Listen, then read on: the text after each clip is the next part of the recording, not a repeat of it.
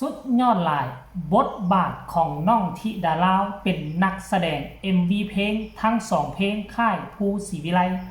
ได้ปล่อยออกไปมื้อเช้านี้ถือว่าสุดยอดแสดงได้ดีแสดงได้เก่งเป็นส่วนหนึ่งของบทเพลงไปเลยสบายดี FC แฟนคลับทุกทานมาพบมาพ่อกันคลิปนี้พ่อแม่ทั้งฝั่งลาวฝั่งไทยผู้อยู่ใกล้อยู่ไกลเนาะมาแจ้งข่าวเปล่าประกาศปัจจุบันนี้เพลงของค่ายภูศรีวิไลทั้ง2บทเพลงได้ปล่อยออกมาเป็นที่สำเร็จเสร็จสิ้นแล้วเพลงทับอิฐก็เป็นเพลงของน้องไอซ์กับน้องปรารถนาปล่อยตั้งแต่มื้อเช้า 7 โมงปัจจุบันนี้ยอดวิวทะลุ 10,000 ไปเรียบร้อยแล้วแล้วก็เพลงที่2เป็นเพลงของเบาเคศรีวิไลปล่อยไปวังกี้นี่บ่กี่เท่าใดนาทีท่านผู้ชมเอ้ยเดี๋ยวนี้ก็ทะลุขึ้นประมาณ 2,000 ที่เข้า 3,000 หลังบ้านนี่น่าจะ 3,000 แล้วแหละเนาะแต่ว่าสิ่งที่ค่อยอยากจะนำเสนอนั่นก็มีอยู่ว่าท่านผู้ชมทั้ง2บทเพลงนี้มีความสำคัญหลายต่อกับน้องธิดาลาวเพราะว่าน้องธิดาลาวมีส่วนร่วมทั้ง2บทเพลงเลยอาจจะบ่ได้ห้องเพลงนำแต่ว่าน้องมีการแสดง MV นำอย่าลืมว่าน้องเป็นคนที่โด่งดังที่สุดในบ้านศรีวิไลเป็นคนที่มีกระแสดีมีคนหู้จักมักหน้ามักคุ้นทั้งฝั่งไทยฝั่งลาวรวมถึงต่างดงต่างแดนคนหู้จักหมดการที่ยิบยกเอาน้องธิดาลาวมาเป็นตัวแสดง MV นี่มันเป็นทางเลือกที่ดีที่สุดของค่ายในปัจจุบันนี้แล้วเนาะและหลายคนก็ตั้งคำถามหลายคนก็เห็นแล้วบางคนก็ยังบ่ทันเห็นเทื่อคือค่อยเข้าไปเบิ่งแล้วเพลงละรอบ2รอบนั่นแหละคือการจัดสรรปันส่วนการเติมบทละครการเขียนบทละครในการแสดง MV ทั้ง2เพลงนี้นั่นก็คือสุดยอดออกมาดีรายละเอียดให้ทุกคนเบิ่งเลย MV ทั้ง2 MV อาจจะบ่ได้ยินเสียงเพลงด้วยทุกคนเพราะมันติดลิขสิทธิ์ให้ทุกคนเบิ่งคันว่าไผอยากเห็น MV เต็มๆแล้วก็แม่นให้เข้าไปที่ช่อง YouTube ของพ่อภูศรีวิไลเขียนว่าเป็นภาษาไทยภูศรีวิไลเขียนปุ๊บเซิร์ชเข้าไปมันจะเด้งเห็น2เพลงนี้มาขึ้นหน้าเลยท่านผู้ชมเอ้ยเนาะแล้ววันนี้มาเว้าถึงตัวละครเอาเรื่องของเพลงของน้องไอซ์ก่อนเนาะ ซึ่งเป็นเพลงมันๆวักเครื่องกลางท่อนฮุกนี่มันจะกลายเป็นเพลงที่ติดหูติดใจอยู่ในมันสมองของหลายคนเลยแหละเพอคนจะเอาไปห้องลิ้นแผ่นเสียงก็คือโคมเพราะว่าเสียงมันดนตรีมันโจ๊ะเตะตาเตะใจพร้อมกับตัวละครที่เข้ามาแสดงนั่นก็คือน้องธิดาลาวน่าจะไปขโมยไก่น่าจะไปลักไก่แล้วมาลอกขายให้ยายรุ่นกับยายสีตึงลอกขายให้เพิ่นก็เอาไก่ไปต้มเรียบร้อยแล้วมันยกหม้อแกงไก่ใส่นอไม่ส้มของเขาหนีไปกินกับเอ้ยปรารถนากับเอ้ยไอทานผู้ชมเอ้ยโอ้โหงานนี่ยายสีกับยายรุ่นกับบ่ยอมแพ้แล้วเงินตั้งว่า200เนาะซื้อไก่ต้มหวังสิมากินก็บ่ได้กินไปตามหาตำรวจกับผู้ใหญ่บ้านไปไล่จับน้องธิดาลาวไล่จับเอ้ยไอเอ้ยปาดดังที่เห็นอยู่ในวิดีโอนี่แหละท่านผู้ชมโอ้โหสนุกสนาน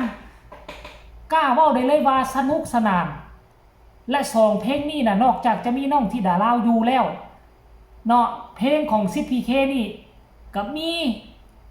ยายสีตึงคือกันยายสีตึงนี่ปัจจุบันในบทบาทกลายเป็นนักแสดงตัวตลกประจำบ้านศรีวิไลไป โดยปริยายโดยที่ไม่ได้ตั้งตัวตั้งใจเลยนะท่านผู้ชมแล้วมาเว้าถึง MV ตัวนี้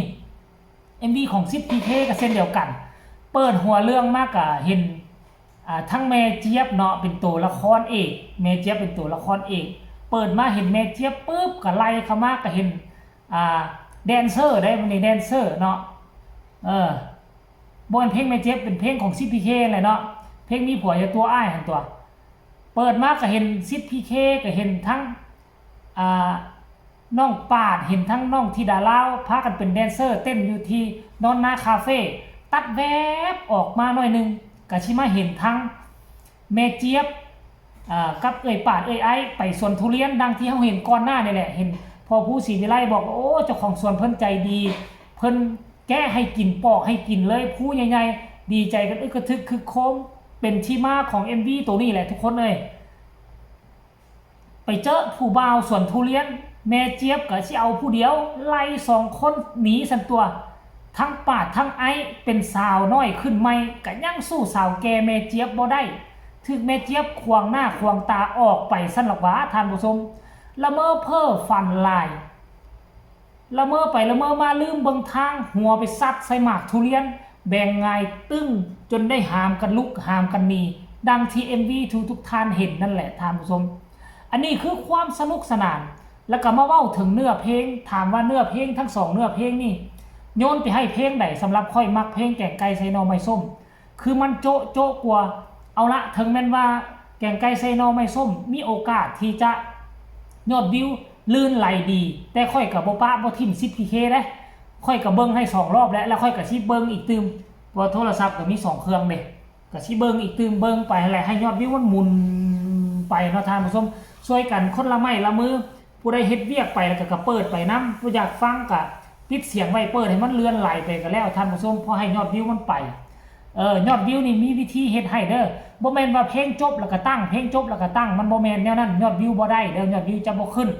เบิ่งแกงไก่ใส่หน่อไม้ส้มหมดแล้วก็มาเบิ่งมีผัวจะตัวอ้ายมีผัวจะตัวอ้ายหมดแล้วก็ไปเบิ่งแกงไก่ใส่หน่อไม้ส้มสลับไปสลับมาสลับไปสลับมาแบบนี้ยอดวิวมันจังจะนับยอดวิวมันจังจะขึ้นท่านผู้ชมเนาะอันนี้คือเรื่องราวที่มือเศร้านี่อันนี้เป็นเพียงออเดิร์ฟเป็นเพียงน้ำจิ้ม